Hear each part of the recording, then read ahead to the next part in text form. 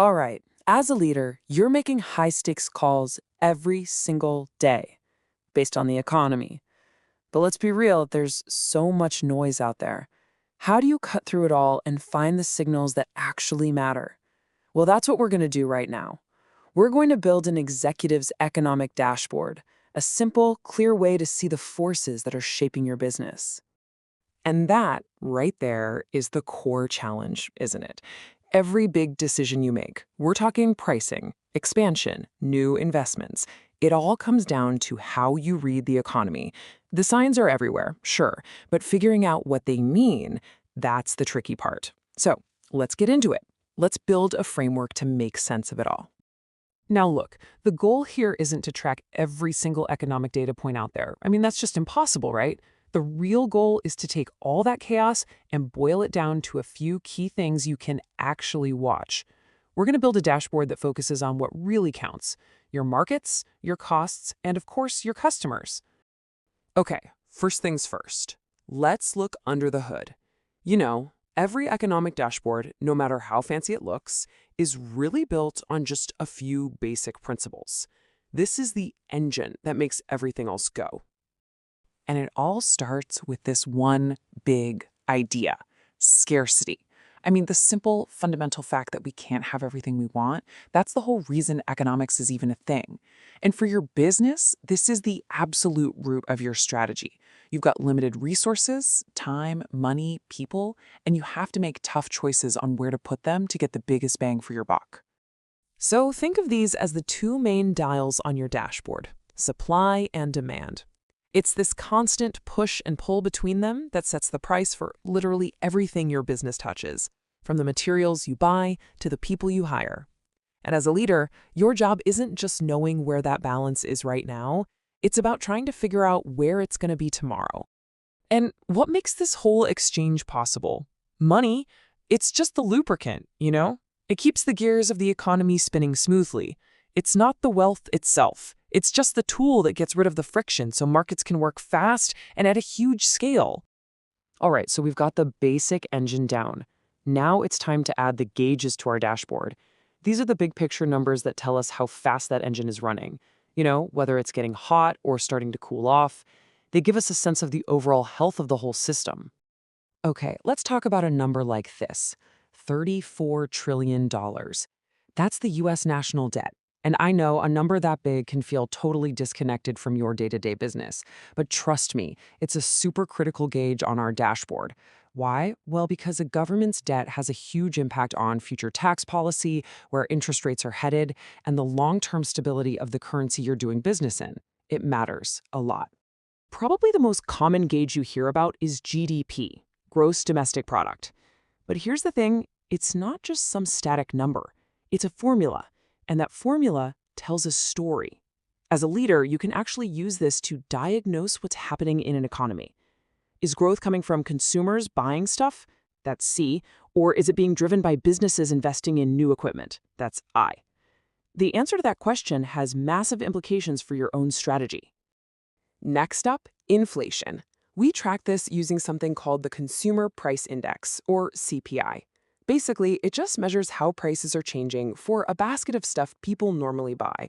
But for an executive, what's in that basket is really, really important. Just look at this. Housing is a whopping 40%. So when housing and energy prices go through the roof, it's not just squeezing your customers. It puts immediate pressure on wages and hits your own employees' wallets. And that eventually comes back to affect your business. Now, it's so important to remember that the economy isn't just some force of nature. No, there are powerful people with their hands on the controls who are constantly trying to steer this thing. So let's take a look at who they are and what tools they've got. So you've basically got two sets of hands on the steering wheel here. On one side, you've got governments, and they use what's called fiscal policy. That's just a fancy way of saying taxing and spending. On the other side, you've got the central banks, like the Fed, using monetary policy, which is mostly about setting interest rates. And as a leader, you have to watch both of them, because when one makes a move, it often forces the other to react. And that whole dance shapes the entire environment your business operates in. One of the big tools on the monetary side you'll hear thrown around is quantitative easing, or QE. The easiest way to think about it is the central bank basically pumping cash directly into the financial system to make it cheaper to borrow money. I mean, this one policy has pretty much defined the markets for more than a decade. And knowing whether we're in a QE cycle or the opposite, a tightening cycle, well, that's absolutely critical for any decision you make about financing or investment. Let's be honest, no business is an island anymore. We're all connected globally. So for this next part of our dashboard, we've got to add some gauges that help us understand this massive, interconnected, and yeah, sometimes pretty fragile web of global trade. I mean, just take a look at something as simple as avocado toast. It perfectly shows just how complex a modern supply chain really is. And you know what? Every product you sell has a similar journey. Now, from your seat as an executive, every single arrow on this chart, that's a potential point of failure. Mapping out your own supply chain like this is step one to really getting where your biggest risks are hiding, whether they're geopolitical, logistical, or financial. And sometimes governments intentionally throw a wrench in the works. They add friction to these supply chains using tariffs, which are really just taxes on stuff you import. You absolutely have to track tariff policies on your dashboard because their impact is direct and you can't avoid it. Prices go up, period. And that leaves you with a tough choice. Either your margins get crushed or you have to pass that extra cost along to your customers. And listen, if you buy or sell anything across borders, the exchange rate is one of the most volatile and most critical numbers on your dashboard. A 10% swing one way or the other can literally be the difference between a great quarter and a terrible one. It's a number that's basically a real-time report card on an entire country's economic health and stability. Okay, we're almost there. For our final section, let's have the most important, and let's face it, the most unpredictable part of our dashboard. Because behind all the numbers, all the policies, all the logistics, there are people, human beings. And we don't always act rationally, do we? So, a huge concept from behavioral economics is something called loss aversion. It's pretty simple. The pain of losing $20 hurts way more than the pleasure of finding $20 feels good. This little psychological quirk is critical for everything. Think about your pricing strategy. You could frame a price increase as losing a discount instead. Or think about how you talk to your investors when the market's down. It's all about understanding this bias. Oh, and this one, we've all done this. Sat through a terrible movie just because we paid for the ticket. While in business, this is an absolute killer. It's called the sunk cost fallacy, and it's why good companies pour good money into bad projects that are clearly failing. The logical, rational thing to do is to look at a project based on its future potential, not on how much you've already sunk into it. But man, that is so hard for us humans to actually do. You know, traditional economics always likes to assume that people are these perfectly rational creatures. But reality? It's way, way messier. We're all kind of chaos merchants, really, driven by all these hidden biases. And as leaders, we have to remember that our customers, our employees, even we ourselves, we all make decisions based on these irrational patterns. And recognizing that, it's not just some interesting factoid, it's a huge strategic advantage. And this just brings it all home, doesn't it? That ship stuck in the Suez Canal, that wasn't some abstract economic theory failing. It was a real-world disaster that showed how one single problem in a super-optimized global system can cause billions and billions of dollars in chaos. It's just a brutal reminder that our nice, neat dashboards can get completely wrecked by reality in a heartbeat. So there you have it. Your dashboard is built. You can track supply and demand, you can watch GDP, you can keep an eye on what the policymakers are doing. But look, that's all just the data. The real challenge of leadership, your real job, is what happens at the intersection of that data and messy human behavior. In a world full of fragile systems and unpredictable people, the data can tell you what is happening. But it's your job to figure out the so what. What's your next move?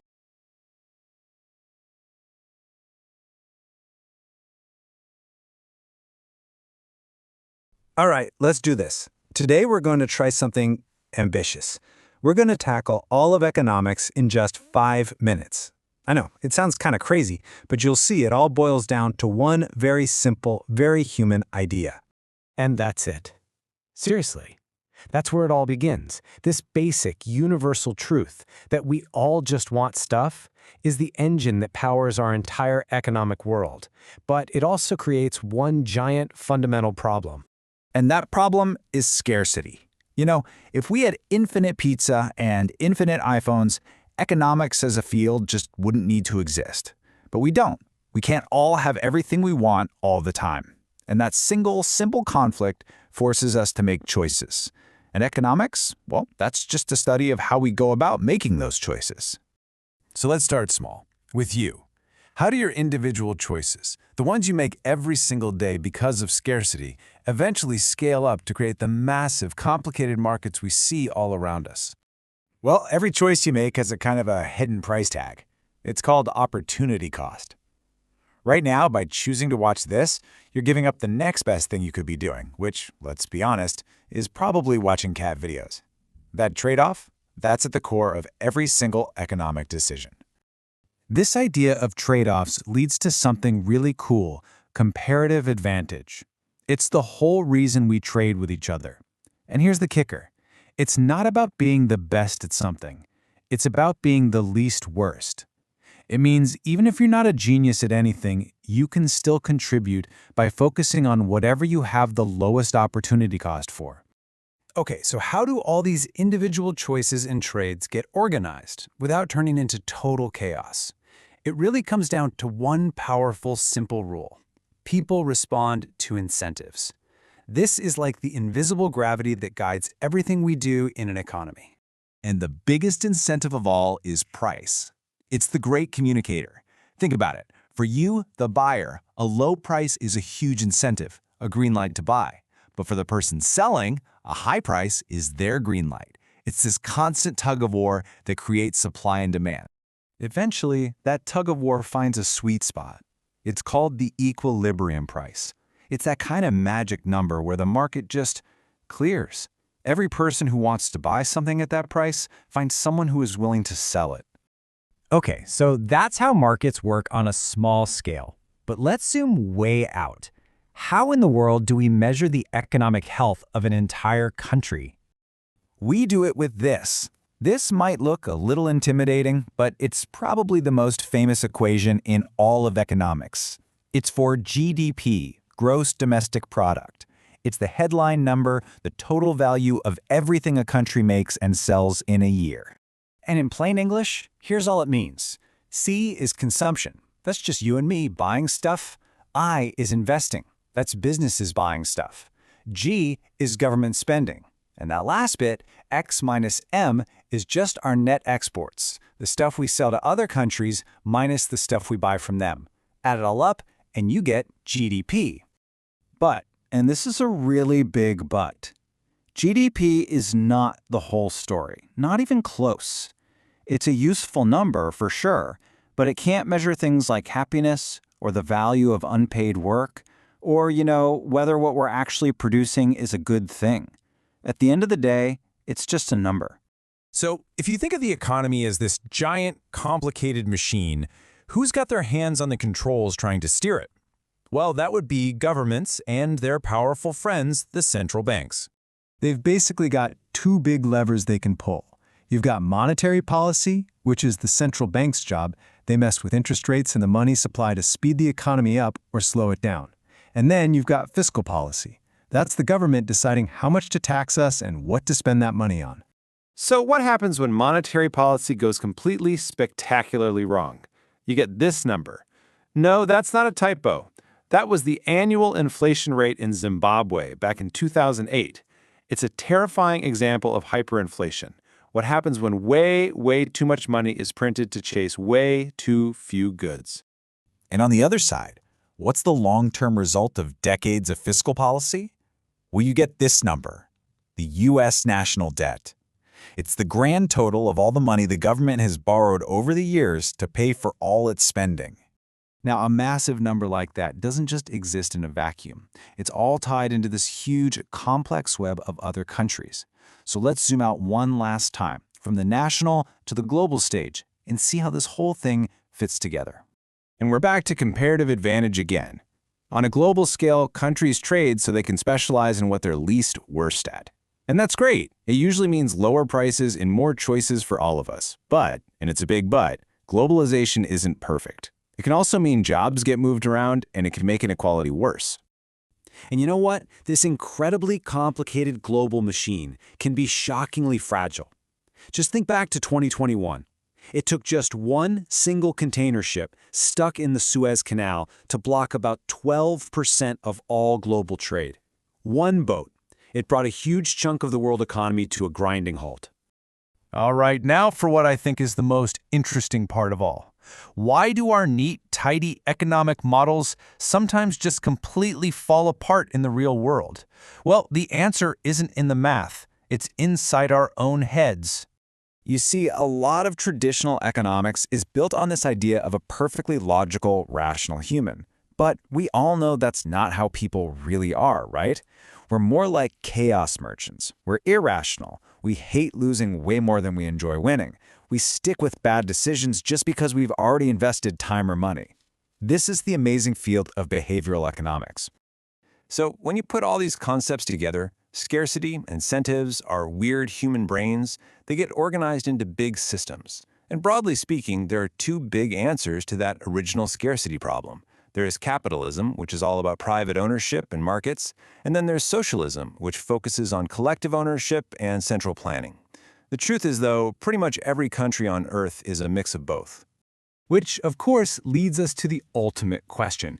After all of this, after scarcity and markets, GDP and global trade, and our own psychological glitches, which system actually works the best?